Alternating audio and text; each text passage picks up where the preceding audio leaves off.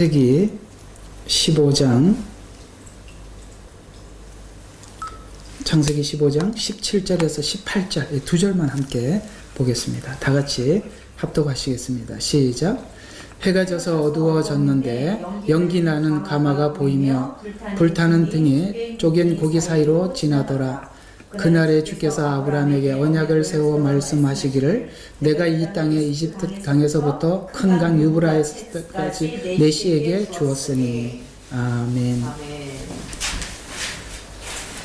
저번 주에 여러분들에게 한번 이런 말씀을 드린 것으로 기억합니다.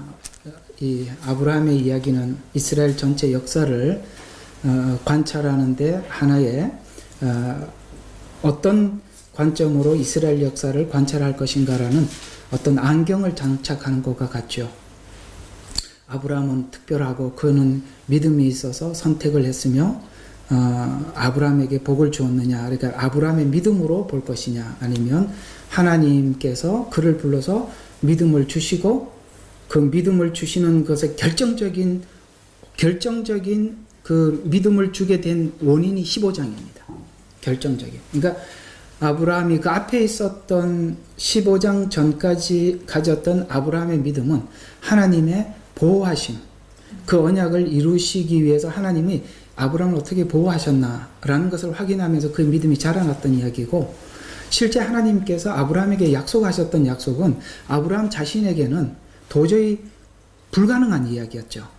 아브라함, 열국의 아비가 된다는 것은 본인이 지금까지 자녀를 생산할 수도 없고 생산할 수 없는 상황으로 점점 나이가 들어가고 있는데 어떻게 그 씨를 통해서 하나님이 복을 주시겠습니까? 아브라함 입장에서는 전혀 불가능한 일이었습니다. 그러나 점점 가능해진 것은 뭐냐면은 하나님이 아브라함에게 약속하셨고 그 약속을 하나님이 이룰 것이라는 것을 믿음으로 점점 믿음이 분명해져 가죠. 근데 그 분명해지기 위해서 아브라함이 하나님께 질문을 합니다. 하나님, 도대체 이 약속을 이루실 것을 내가 무엇으로 알지 확인을 시켜주세요. 그게 이제 언약식이에요. 성경은 하나님과 우리 사이에 맺은 언약입니다. 그 언약이 쌍방의 언약이 아니라 하나님이 홀로 맺은 언약이다라는 관점에서 성경은 그 이야기가 전개되는 것입니다. 마치 이 언약이 이렇게 이루어지죠. 인간은 아무도 메시아가 오는 날 오셨지만 아무도 몰랐어요. 아무도 몰라요. 도리어 동방박사 이방인이 알았죠. 그리고 뿐만 아니라 요한복음에는 자기 땅에 왔음에, 자기 땅은 이스라엘을 이야기합니다. 자기 땅에 왔음에 아무도 예수님이 오셨다는 거, 메시아가 이 땅에 오셨다는 거 아무도 알지 못했습니다. 그래서 하나님께서는 그들의 눈을 띄워주시고 예수 그리스도의 구원을 보게 하시죠.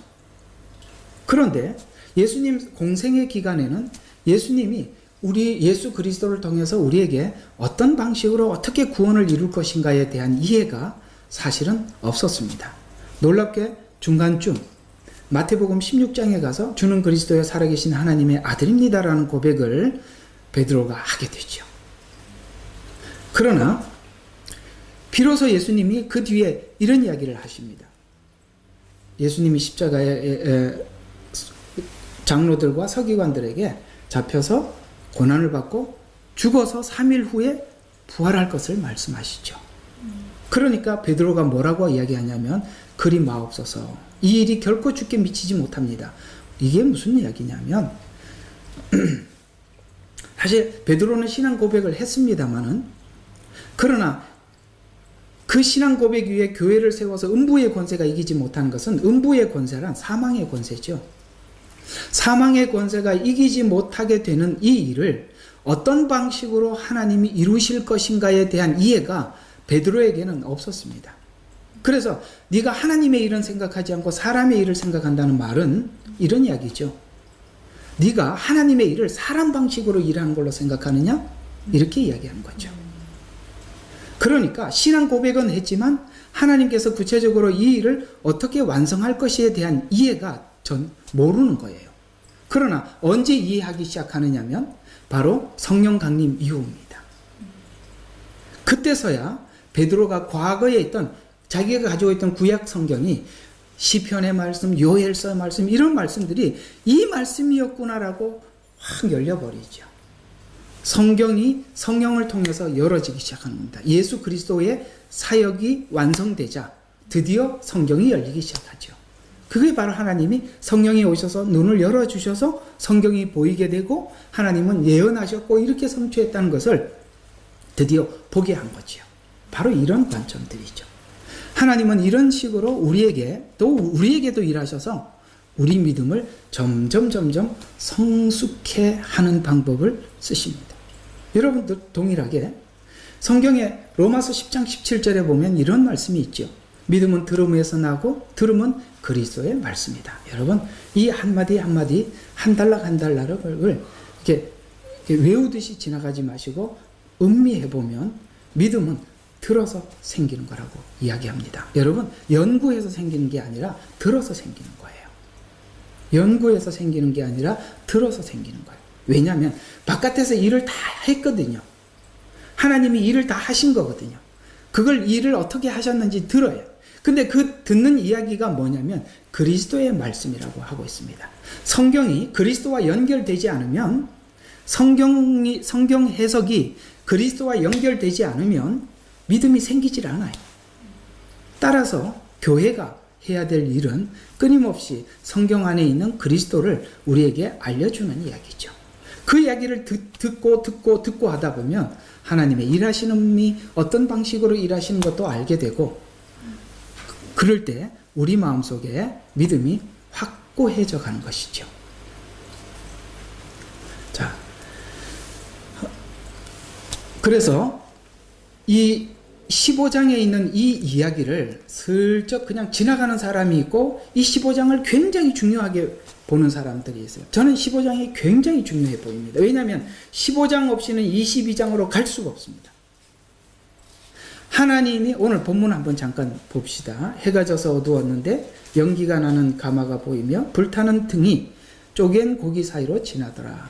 이건 하나님이 일방적으로 언약식을 하나님 홀로 하셨다는 이야기고 그날에 주께서 아브라함에게 언약을 세워 말씀하시기를 내가 이렇게 얘기해요. 내가 계속 주제가 뭐냐면 아브라함과 하나님 사이에 언약을 말씀하실 때마다 내가 너에게 복을 줘. 내가 이 이야기가 계속 되지요.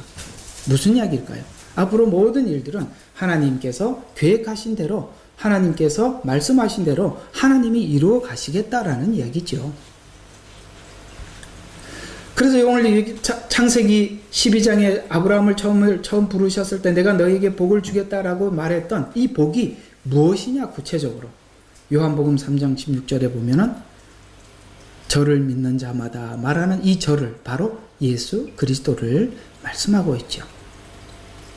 이런 관점에서 하나님은 하나님이 약속하셨고 그 약속을 하나님의 방법대로 이루어 가셨고 그 이루신 약속을 어떻게 약속하셨고 어떻게 우리에게 이루어 가셨는지를 성경을 통해서 우리에게 말씀하시고 우리는 성경을 보고 더더욱 하나님의 일하심에 대해서 그 약속에 대해서 확신한 것입니다. 그럴 때 여러분은 믿음이 흔들림이 없이 굳게 설 수가 있는 것입니다. 저는 그렇게 생각합니다. 지금 상황이 이렇습니다.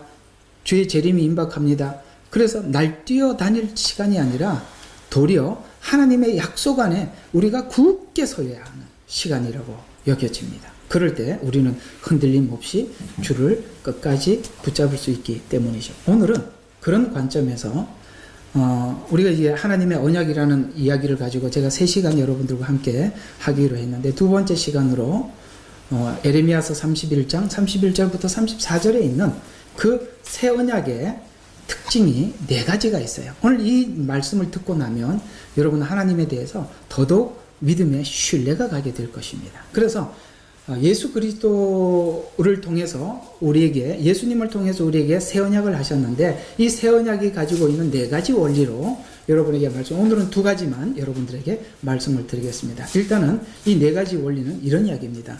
자, 예수 그리스도께서 우리에게 하신 새 언약은 첫 번째로 자명하다는 것이죠. 자명성이라는 말은 무슨 말이에요? 자명하다는 말은 따로 설명이 필요 없다는 얘기예요. 따로 설명이 필요 없다. 왜냐하면 마치 오늘 여러분 밖에 보면 태양이 떠 있죠. 태양이 있는 것을 우리가 보고 있잖아요. 보고 있기 때문에 태양에 대해서 누가 설명을 할 필요가 없어요. 왜요? 저기 있잖아요. 자명하다는 거예요. 예레미야서 31장에 보면 누가 가르칠 필요가 없다. 어른으로부터 종까지 큰 자나 작은 자나 누구나 알게 될 것이다 라고 이렇게 말해요. 그 자명성이죠. 그 다음에 자발성, 그 예수 그리스도께서 하나님께서 주신 은혜, 우리에게 주신 구원의 메시아를 이렇게 주셨다라는 것을 알 때, 하나님이 우리에게 주셨을 때 그 상황을 알 때, 우리가 하나님 앞에 구원을 요청하지도 않았고 우리가 아직 죄인 되었을 때 예수님을 우리에게 보내주셔서 우리에게 구원을 완성하시고 우리에게 들려주셔서 우리가 그걸 믿게 해주셔서 하나님을 믿습니다라고 고백하게 되었죠. 이 모든 것이 하나님이 하신 일들이죠. 이것이 예수님께서 얼마나 자발적으로 이 땅에 오셨고 자발적으로 십자가에 죽으시고 자발적으로 우리를 사랑하셨는지 알 때 우리 그 자발적으로 하나님 앞에 순종하는 원동력이 바로 하나님께서 우리에게 하셨던 그 자발성이 우리 속에 있어서 하나님의 계명을 우리 속에 두신다라고 말씀하고 있어요. 그래서 이제는 하나님의 말씀이 그렇기 때문에 이렇게 살아야 되겠다라는 말보다는 하나님을 사랑하는 마음이 하나님의 법을 지켜나간다는, 그게 바로 자발성입니다. 새 언약은 바로 자발성을 가지게 되죠. 그 자발성을 가지게 되었다는 가장 분명한 증거는 사도들의 삶입니다. 사도들은 하나님께서 그들에게 부르셨던 그 부름에 대해서 억지로 대답하지 않았습니다. 그들은 스스로 고난의 길을 자처했고 그 길을 즐거이 갔다는 것입니다. 그건 자발성이 없이는 불가능한 일이죠. 그러나 이 자발성은 어디서 나오는 걸까요? 하나님의 언약의 완전성을 이해했기 때문입니다. 이건 뭐냐면 여기 에레미야서 지금 여기 자명성, 자발성, 완전성, 확실성은요. 에레미야서 31장 31절부터 34절에 있는 내용 전체를 묶어서 드리는 말씀인데요. 하나님께서 새 언약은 너무나도 완전해요. 왜냐하면 죄에 대해서는 다시는 기억지 아니하리라 이렇게 말씀하고 있습니다. 여러분, 죄를 다시 기억할까 말까라는 불안한 우리 마음이 우리 속에 있으면 하나님 앞에 온전한 연합을 할 수가 없어요. 그렇잖아요. 혹시 용서할 수도 있고 안 할 수도 있잖아요.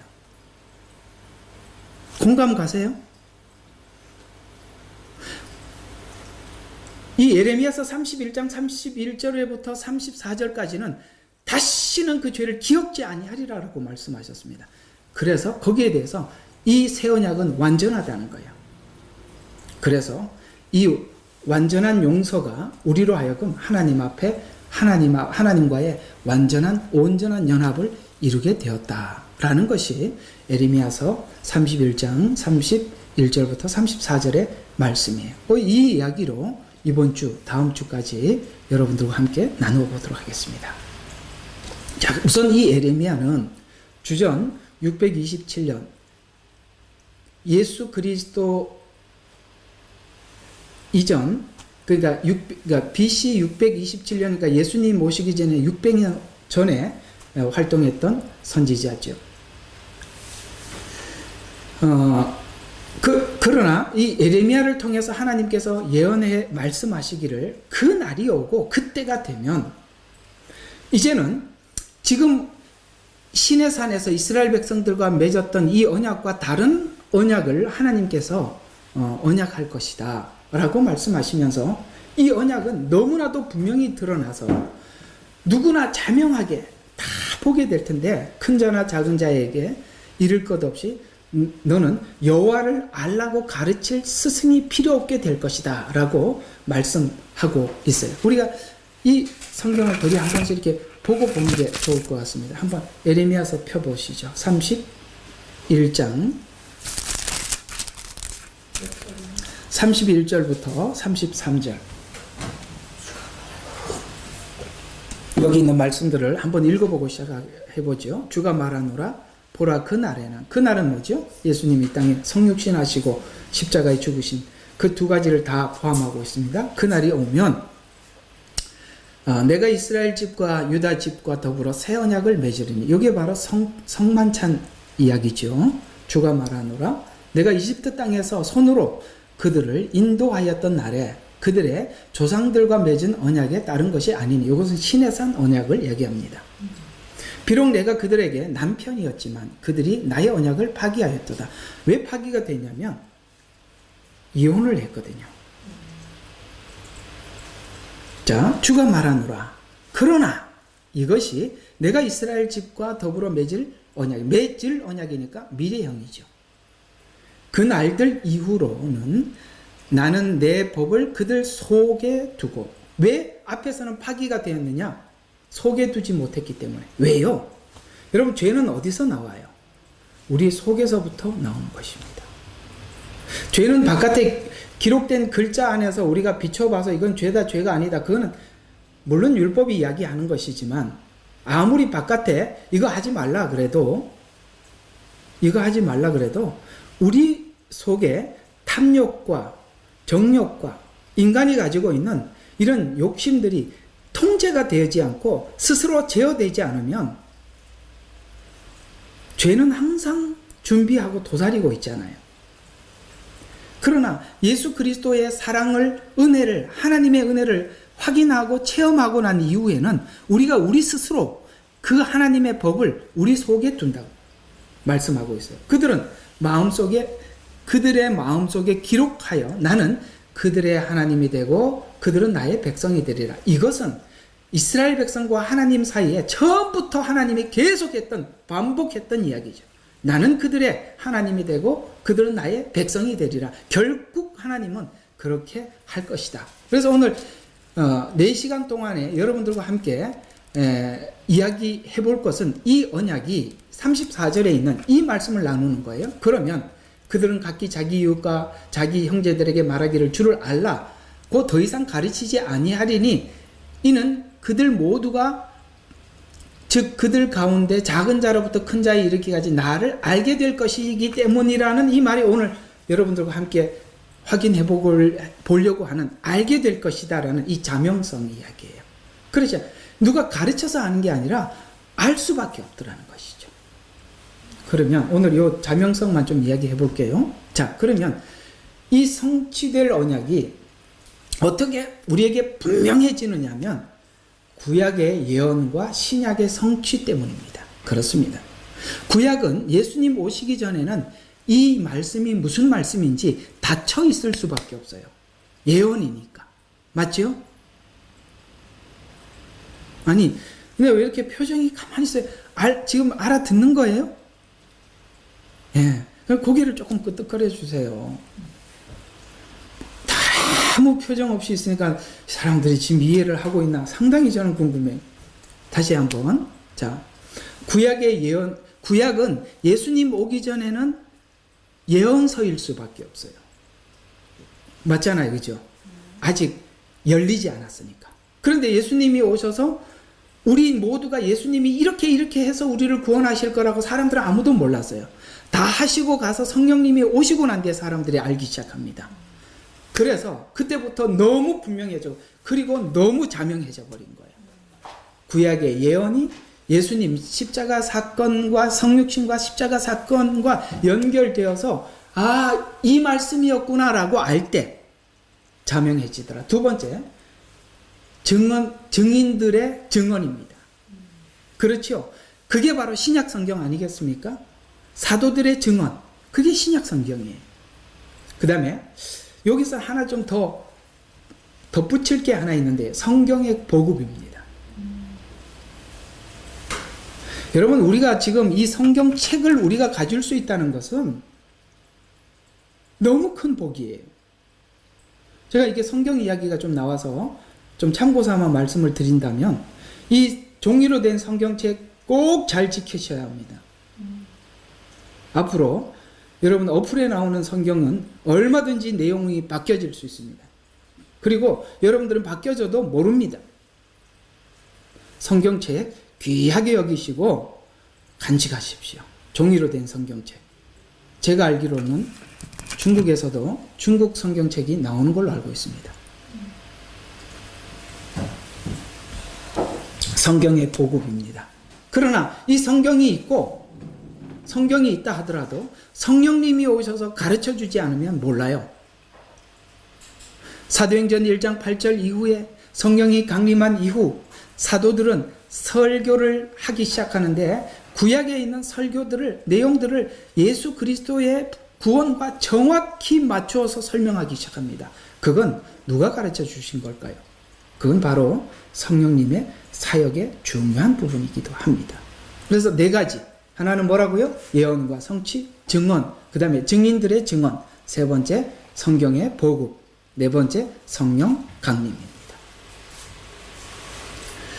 그래서 새 언약의 새로움이라는 뜻은 서기관이나 특별한 대상만이 하나님의 말씀을 연구하고 알고 그러는 것이 아니라 큰 자나 작은 자까지 누구나 다 하나님의 뜻에 인도하심을 받은 시대가 올 것이라는 말인데, 성경 말씀의 지식을 아는 것이 보편화되는 시기가 올 것이다 라는 말입니다. 그래서 성경 보급으로 성육신 후에도 성경이 기록되고 누구나 성경을 접하는 일은 사실은 한참 이후에 있었던 일인데, 역사적으로 보면 이 성경 보급이 약 100년 정도부터 모든 사람 인쇄술이 발전하면서 이 성경책이 우리가 보편적으로 모두가 가질 수 있는 기회를 가지게 되었어요. 사실 종교개혁 이후로는 1560년이죠. 이후에 신약 성경의 가격이 굉장히 비쌌어요. 신약 성경의 가격이 거의 노동자 1년치 월급이었어요. 그러니까 이 성경을 누구나 소유할 수가 없었기 때문에 몇몇만 성경을 소유하게 됐고, 성경 해석권도 천주교의 교황이 가지고 있어서 그때는 정말 종교적으로 암흑시대였습니다. 그러나 지금 이 시대에 여러분과 제가 성경을 언제든지 볼 수 있고 열을 수 있고, 또 성경을 볼 때 하나님이 열어주신 것은 정말 하나님의 놀라운 은혜입니다. 그래서 제네바 성경이 영국 각 가정에 보급되면서 가정예배가 드려지기 시작했습니다. 하나님을 알게 될 것이라는 하나님의 사랑이 얼마나 풍성할 것인가를 이제 그때가 되면 모든 사람들이 알게 돼서 얼마나 풍성할 것인가라는 예언이 두 군데서 나오는데요. 하박국서 2장 13절입니다. 마치 물이 바다를 덮음과 같이 땅이 주의 지식의 영광으로 가득 차리라, 이렇게 말씀하고 있습니다. 또 이사야서 11장 9절에 보면 그들이 나의 거룩한 산에서 해치거나 파괴시키지 않으리니 이는 마치 물들이 바다를 덮음같이 세상이 주의 지식으로 풍만할 것임이라 라고 말씀하고 있습니다. 풍성해진 이유는 더 이상 사단에게 감출 이유가 없어요. 왜냐하면 사실은 이 구원의 방법을 제시하고 이 구원을 하시는 과정 속에서 여러분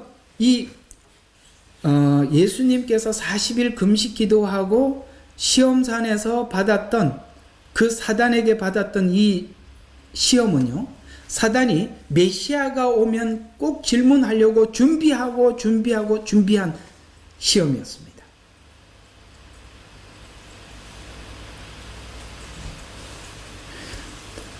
사단은 이미 하나님께서 하셨던 말씀, 하와의 여자의 후손이 내 머리를 밟을 것이라고 했어요. 그러니 메시아가 어디서 오나 언제 오나 어떻게 오나 오면 어떻게 넘어뜨릴까, 그는 메시아가 오면 어떻게 할 것인지 그 수년을 연구해 왔습니다. 왔다는 얘기를 듣게 되었죠.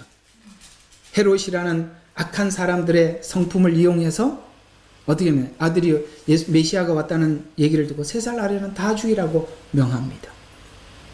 그러나 시험산에서 시험을 하고 난 이후에 그가 메시아라는 것을 알기 시작하고, 그 메시아가 저주의 십자가에 죽게 함으로 저주로 죽은 자가 결코 다른 사람을 구원할 수 없도록 저주의 십자가를 지고 죽게 만듭니다. 그러나 이것이 하나님께서 우리의 모든 저주를 담당하신 하나님의 구원의 방법이라는 것을 사단은 몰랐어요. 따라서 더 이상 구원에 대해서 감출 이유가 없습니다. 하나님께서는 이제 모든 지식을, 하나님을 아는 지식을 모든 세상에 풍만하게 가르쳐 줄 수 있게 된 것이죠. 이 구약 예언의 성취가 십자가 안에서 확인했듯이 하나님의 사랑을 의심하지 않는 시대가 올 것이다 라고 말씀하고 있습니다.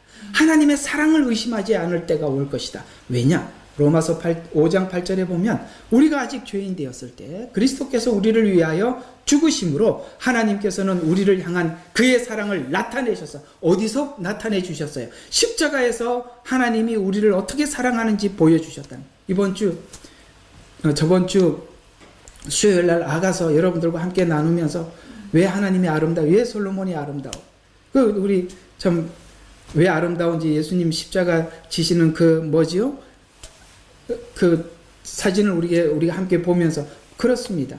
그것이 하나님이 우리를 사랑하고 있는 사랑의 증표예요. 어떻게 사랑하셨는지 십자가에서 보여주셨잖아요. 여러분, 이것이 우리 가슴 속에 있는가? 라고 질문하는 거예요. 그것이 우리 가슴 속에 있을 때 하나님의 법을 우리 가슴 속에 넣는 것입니다.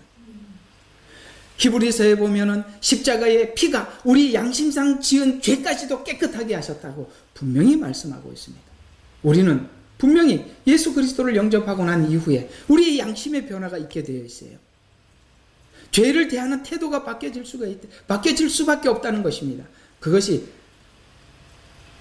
믿음이 성숙한 자나 연약한 자의 차이는 있을 수는 있으나 죄에 대해서 무감각할 수는 없는 것이 바로 예수 그리스도 안에서 구원 얻고 생명을 얻은 자들이 반드시 나타나야 될 반응이라는 것이죠. 왜요? 죽으심으로 하나님께서는 우리를 향한 그의 사랑을 우리에게 나타내 주셨기 때문입니다. 사랑에 대하여 이의를 제기하지 못할 것이다. 이 사랑이 확증되었을 때, 모두 알게 되었을 때 전하는 자나 받는 자가 매우 놀라 말씀을 듣고 마음을 찢고 하나님께 돌아왔습니다.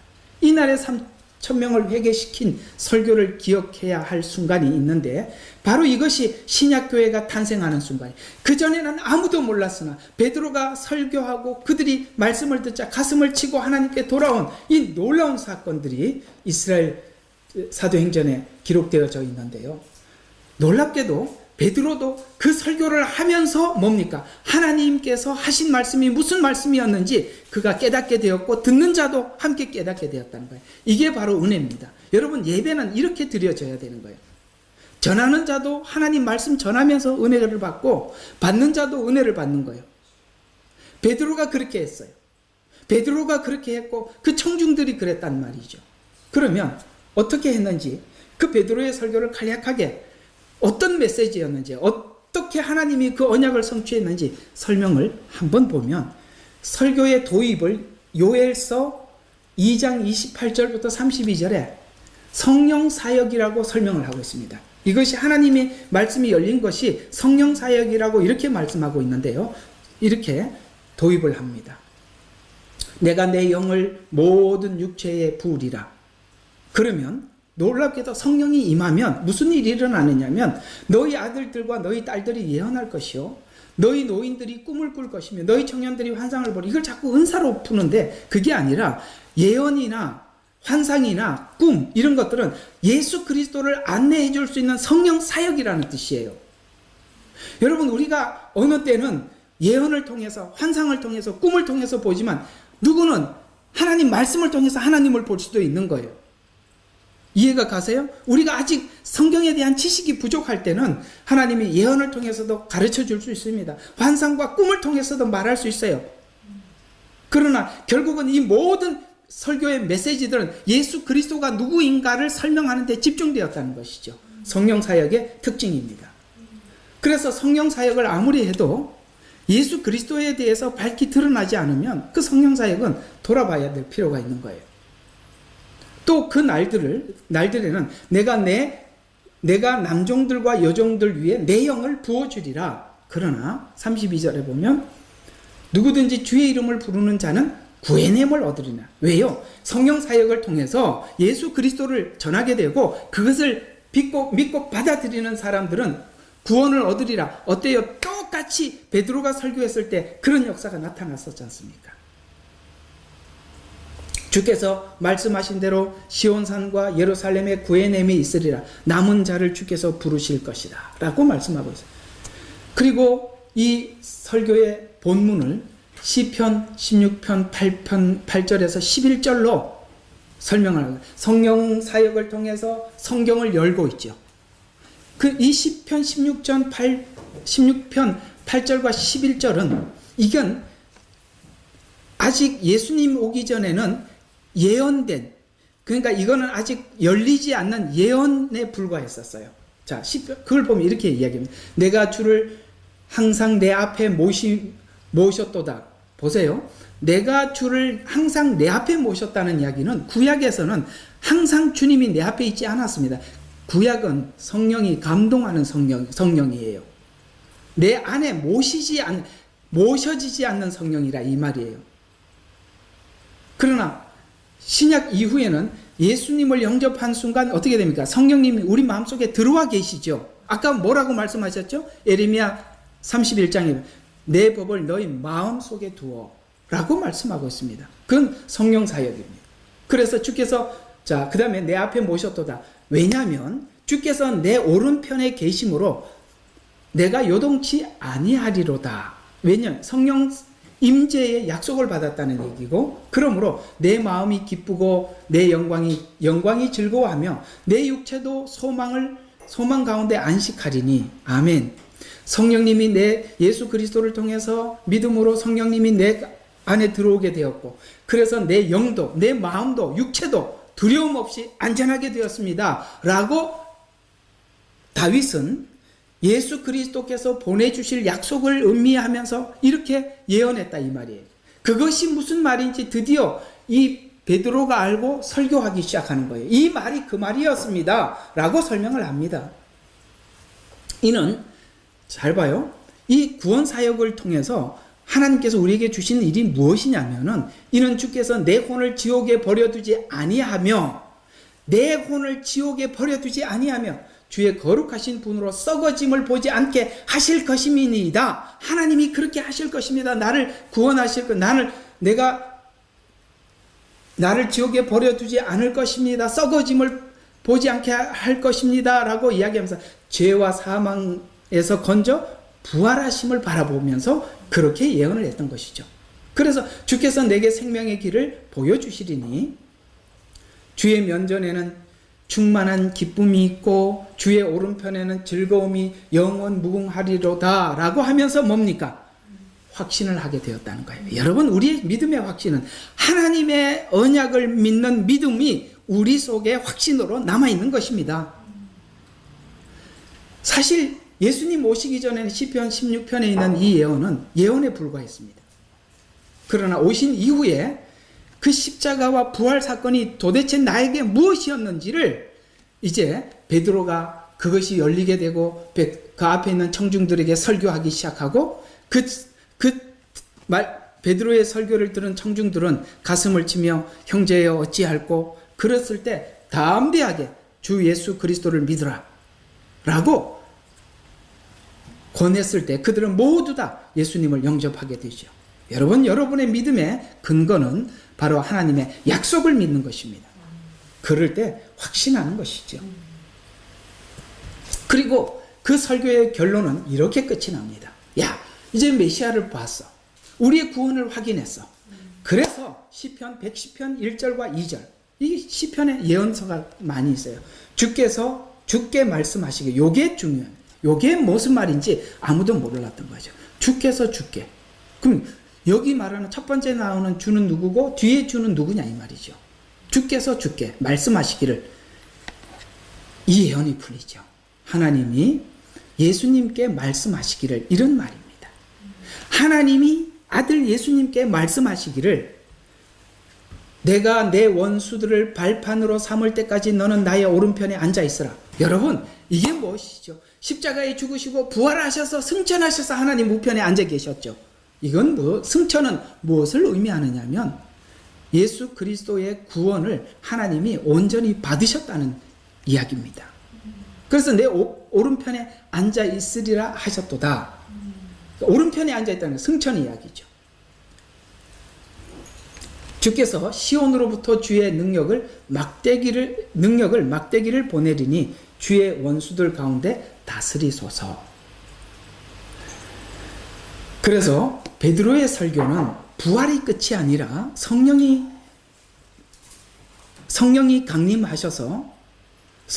강림하셨다는 것은 바로 예수님이 승천했다는 것이 사실이라는 것을 지금 그 앞에 있는 청중들에게 설교하고 있어요.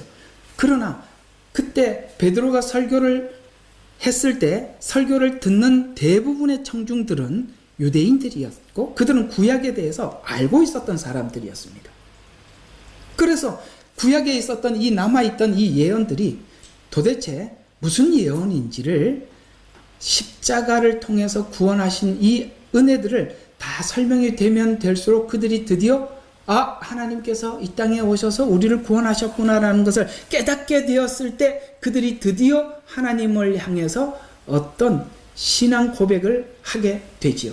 이 언약이 확실함으로 하나님의 구원이 확신함으로 그들의 그 확신된 믿음이 이렇게 하나님 앞에 기도하는 그 기도를 보면 여러분들이 정말 하나님의 언약을 믿고 그 다음에 그 언약 가운데 굳게 믿음을 가진 사람들이 어떤 기도를 하는지 그 기도가 시편 다시 16편 1절과 3절에 이렇게 설명되고 있습니다. 나를 보존하소서 내가 주를 신뢰하나이다. 아멘. 여러분 하나님 내가 주를 신뢰합니다라는 것은 저는 하나님을 믿습니다라는 이야기죠. 하나님을 믿습니다. 나는 그리스도의 것입니다. 이런 교배. 근데 이것이 이 말씀이 여기 이제 킹제임스는 조금 약하게 나와서 개역개정에 우리가 잘 알고 있는 말로 이렇게 바꿔봅시다. 내가 여호와께 아뢰되 주는 나의 주님이시오니 주밖에 나의 복이 없나이다 하였나이다. 아멘. 바로 하나님을 확신한 사람들이 하나님께 기도하는 기도가 이것이다 이 말이에요. 하나님 그렇습니다. 주님은 나의 주님이십니다. 내가 나의 삶의 주인이 아니라 주님이 나의 주인입니다. 주밖에는 나의 복이 없습니다. 땅에 있는 성도는 종기한 자니 나의 모든 즐거움이 그에게 있습니다. 아멘. 나는 존귀해졌습니다. 나는 주님 외에는 즐거움이 없습니다. 라고 하면서 그 뒤에 한마디 덧붙입니다. 뭐라고 하냐면 나의 다른 신에게 예물을 드리는 자는 괴로움이 더할 것이라. 여러분 그렇죠? 우리가 예수님을 믿고 난 이후에 다른 신에게 예물을 드린다는 것은 다른 것을 의지하거나 아시겠습니까? 다른 것을 더 믿거나 다른 것을 의지할 때 우리는 괴로움이 더할 수밖에 없어요. 바로 이것입니다. 그래서 예수 그리스도의 구원을 믿고 확인하고 믿는 자들이 하나님의 주님은 나의 주이십니다. 주밖에 나의 즐거움이 다른 즐거움은 없습니다. 내가 다른 신에게 예물을 드리려고 할 때 나는 더 괴롭습니다. 죄를 지을 때 내 마음이 정말 너무 힘듭니다. 라고 이렇게 살아갈 수밖에 없는 것이 바로 구원 얻은 자들의 삶이다라고 말씀하고 있는 것이죠.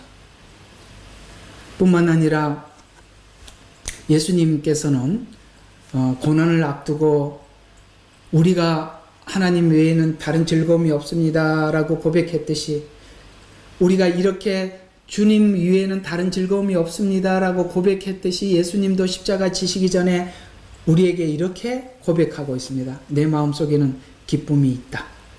즐거움이 있다. 여러분 십자가가 앞에 있는데 무슨 즐거움이 있을까요? 우리가 구원받고 주님 앞에 돌아와 마치 시편 16편 1절과 3절에 있는 고백처럼 주밖에 나의 주가 다른 분이 없고 주님만이 우리의 즐거움입니다 라고 고백하면서 하나님을 믿고 따를 우리들을 생각하면서 주님은 즐거워했던 것이죠. 예수님 당신이 받는 고난보다는 우리가 고난 이후에 우리 모두가 하나님 앞에 돌아서서 하나님으로 인해 행복하고 즐거워할 것을 생각하셨어요. 그러면서 이 고백을 이렇게 말씀하셨어요. 이사야서 62장 4절과 5절 말씀. 이런 말씀들은 늘 성경에 곳곳에 숨어있는 이야기인데요. 내가 그녀를 헵시바라 뷸라라 하리니 내 하나님이 너를 기뻐하시리라. 무슨 말이냐? 헵시바라는 말은 내 기쁨이 그녀에게 있다라는 이야기예요. 여러분, 헵시바와 뷸라는 전부 다 아가서 이야기예요. 내 기쁨이 그녀에게 있다. 또 뷸라라는 말은 이게 무슨 말이냐면, 결혼한 여자지만, 결혼을 했지만 청년이 처녀를 생각하며 취한 것 같이 기뻐하리라. 이게 무슨 말인지 아시겠습니까? 미혼도 잘 모르고 결혼을 해서 힘든 사람도 잘 모르는, 막 지금 두 사람이 이렇게 그때 왜 눈이 이렇게 뒤집어졌지? 그런 사람들만 이해할 수 있는 헵시바 뷸라 이야기예요. 콩깍지가 딱 끼었을 때 이해가 가십니까? 우리가 주님과 정혼한 사람, 그리고 우리가 주님과 영원히 살 거예요. 우리 신랑과 그분과 함께 사는데 어떤 느낌으로 사느냐? 눈에 콩깍지가 낀 상태로 산다 이 말이에요. 이렇게 표현하는 게 제일 빠를 것 같습니다. 설명을 하려면 복잡하니까. 여러분, 가슴 두근두근 거리는 사랑으로 하나님과 영원히 산다는 거. 제가 요즘 그게 뭐죠? 유튜브에 보니까 옛날에 TV는 사랑을 싣고, 혹시 그 프로 본 적이 있어요? 한 20년 전에 나왔던 프로인데요. 그때 어릴 적에 그래 좋아했던 어떤 사람을 이렇게 찾아내서 그 문을 그때 막 내가 놀랬던 건, 탤런트들도 그때는 탤런트 노릇을 못 하더구만요. 이해가 가요? 탤런트들은 한채든지 자기 연극에 잘 할 수 있는 사람인데, 정말 옛날에 보고 싶은 사람이 문을 열고 나올 때는 이 탤런트 역할이 안 되는 거야. 사람들이 마치 처음 보는 사람 대하듯이, 이 사람 원래 이런 사람 아닌데. 그때 그 만나기 직전에 그런 순간 있죠. 이런 마음으로 주님과 영원히 함께 살아가는, 그게 헵시바요 뷸라라는 이야기야. 결혼한 여자지만 마치 청년이 처녀를 생각하고 취한 것 같이 기뻐하리라, 이런 뜻이에요. 아직 미혼들은 기회가 있고, 기혼들은 옛날을 생각해 보시기를 바랍니다. 따라서 언약은, 하나님이 우리에게 준 언약은 자명해요. 자명할 수밖에 없는 것은 사랑이 자명하기 때문에 그래요. 사랑은 사랑하는 사람의 사랑을 모를 수 없고, 사랑받는 사람이 사랑을 모를 수 없어요. 맞지요?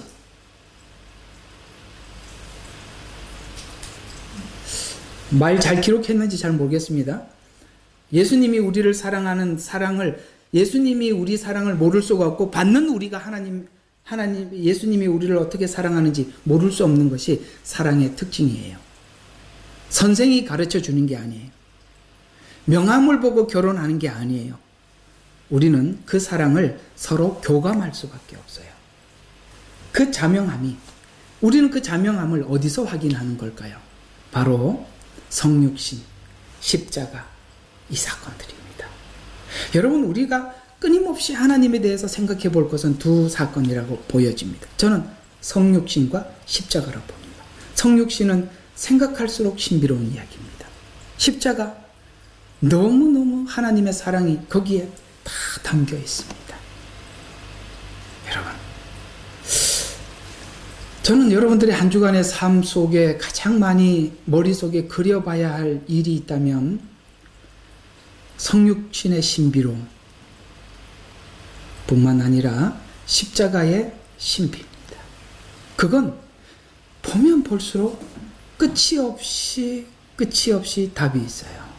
끊임없이 제공해 주시는 하나님의 사랑을 음미하게 될 것입니다. 그러나 처음에 이 베드로의 설교를 들었을 때 모두가 이 말이 무슨 말인지 그 사람들이 알아듣기 시작했어요.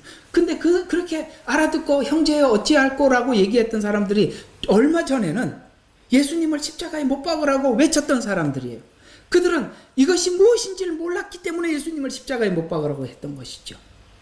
그러나 자기 손으로 예수님을 십자가에 못 박았던 것을 그들이 확인하고 난 이후에 내가 십자가에 못 박았는데 어떻게 하면 좋겠냐고 베드로에게 구원의 길을 물어보았던 것이죠.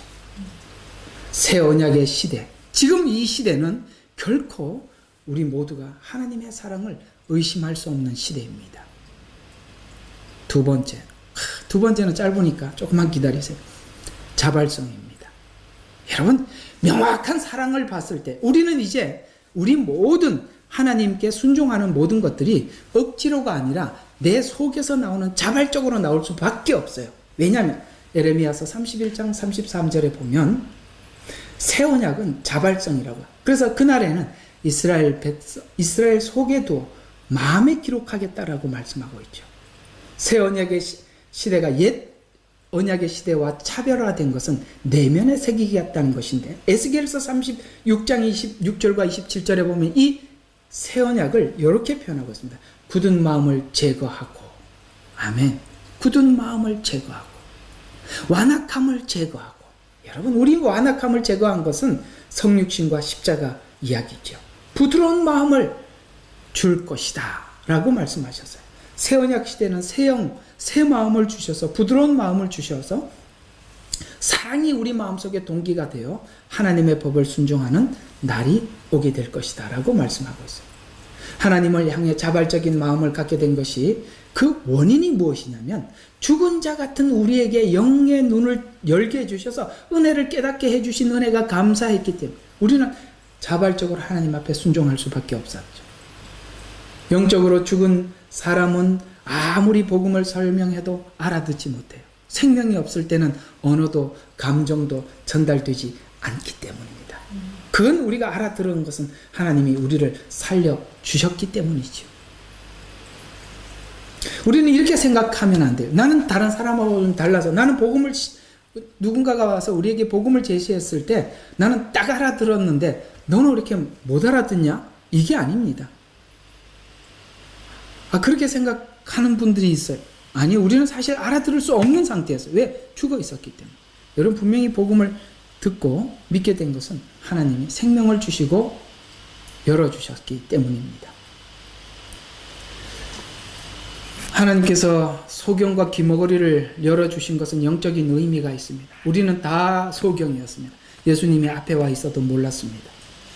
그리고 예수님이 우리에게 말을 해도 듣지 못했어요.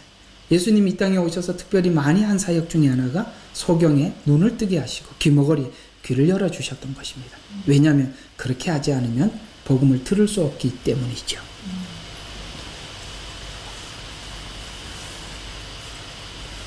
자, 오순절 베드로의 설교에서 베드로와 듣는 자들이 모두 기뻐하고 즐거워했던 것은, 이 즐거움이라는 단어가 사도행전 2장에 가장 많이 등장하고 있어요. 즐거움. 예수님도 십자가와 부활을 앞두고 고난의 길이 즐거웠습니다. 뿐만 아니라 이제 우리도 그 길을 가는데 예수님과 같이 즐거움으로 갈 수 있어요. 왜 예수님은 즐거워했을까요? 너의 죄를 대신해서 예수님이, 당신이 죽을 수 있다는 것에 대해서 뿐만 아니라 죽음 후에 우리가 얻을 기쁨을 마음에 두셨기 때문입니다. 여러분과 제게 맡겨준 모든 일을 감당할 때도 이런 마음으로 함께 해야 할 줄로 믿습니다. 자, 오늘 이야기들을 정리하고 결론을 내려보도록 하겠습니다.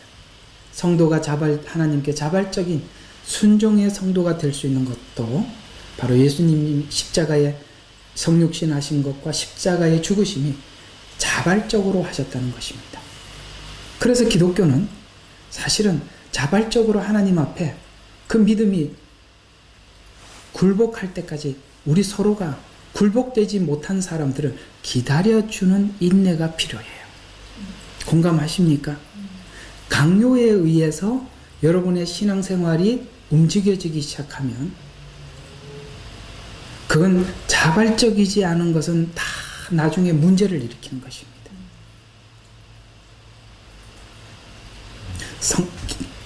신앙은 자발적이에요. 하나님을 보고 하나님의 사랑을 알고 느낄 때 우리는 스스로 하나님 앞에 돌이키는 것입니다.